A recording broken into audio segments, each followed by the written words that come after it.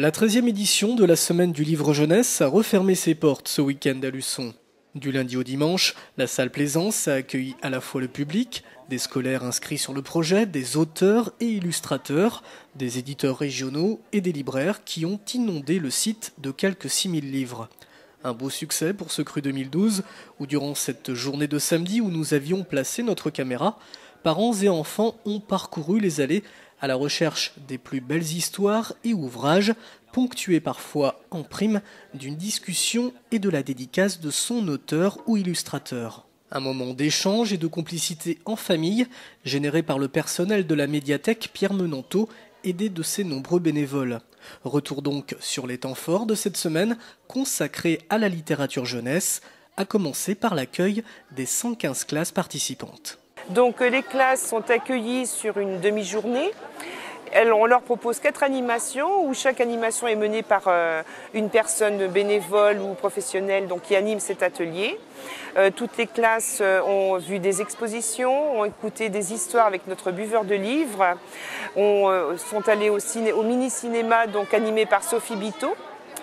Elles ont pu faire aussi découvrir évidemment tous les espaces livres, les illustrations d'Amélie Jakowski, d'Anne Brouillard, de May Angeli.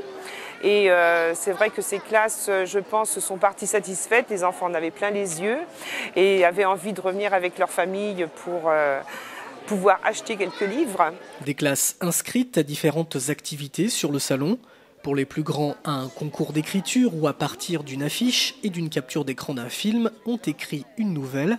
D'autres ont choisi de monter sur les planches du théâtre Milandi pour y interpréter un texte jeunesse de la littérature existante ou encore pour les plus petits, de participer au langage plastique en travaillant sur une histoire qu'ils ont réadaptée en film d'animation et dont les réalisations ont ensuite été exposées.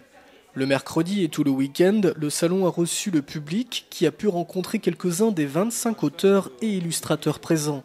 Parmi eux, Bruno Chevrier, plus connu sous le pseudonyme de Nob, auteur de bandes dessinées comme celle de Mamette. Mamette, dont le personnage, recréé en papier mâché par l'association 9e Art en Vienne, s'est exposé durant les 7 jours. Un auteur et un ancien graphiste attiré par la BD depuis son plus jeune âge et qui s'est inspiré de sa propre grand-mère pour mettre en forme son héroïne. Il y avait vraiment tout un tas de choses. Il y avait, je pensais à ma grand-mère qui était décédée à l'époque, mais décédée depuis peu. Donc j'avais un souvenir d'elle que je voulais un peu évoquer. Donc le personnage à la base c'est un peu construit sur le souvenir de ma grand-mère, même si finalement je me suis servi de...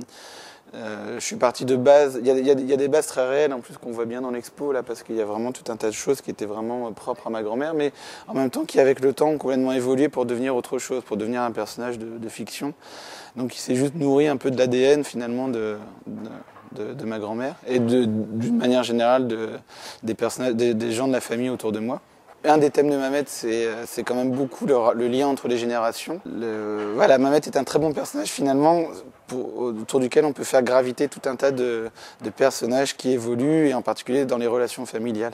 Donc finalement, avec le temps et au fur et à mesure des albums, les aventures de Mamette sont aussi devenues les aventures d'une famille. En fait, on voit un petit peu la manière dont ces relations se tendent, se distendent, se retrouvent. Il y a un petit côté sitcom familial en fait dans Mamette. Pour Nob, la BD se lit de 8 à 88 ans. D'ailleurs, il ne se considère pas comme un auteur de littérature jeunesse, car à ses yeux, chacun, selon son âge, peut avoir un degré de lecture différent. Chez lui et dans ses textes, il n'y a pas de tabou, à condition d'être prudent dans le traitement du sujet pour les jeunes lecteurs. Là où il faut être assez respectueux de l'enfant, c'est-à-dire que c'est juste savoir qu'il n'a pas toutes les clés et pas toutes les références. Donc c'est pour ça que par exemple quand il y a des références un peu implicites on va dire au culturel par exemple, en fait on sait qu'on va faire, et c'est ce que faisait très bien Goscinny par exemple, une sorte de clin d'œil plus ou moins appuyé au lecteur adulte. Mais il faut que cette référence soit vraiment justement un deuxième degré de lecture qui ne gêne pas la lecture principale. Donc ça c'est juste quelque chose qui va permettre à un lecteur adulte de garder d'avoir un second niveau de lecture. Donc pour l'enfant il faut juste être conscient.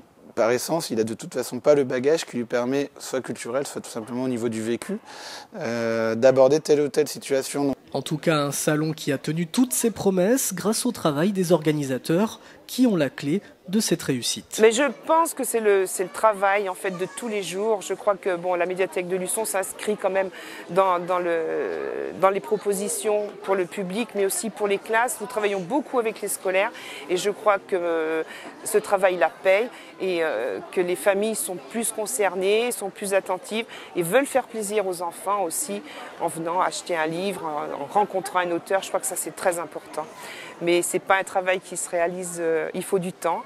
Mais je crois que là, le succès démontre que ce travail a payé. Alors patience, rendez-vous dans 2 ans.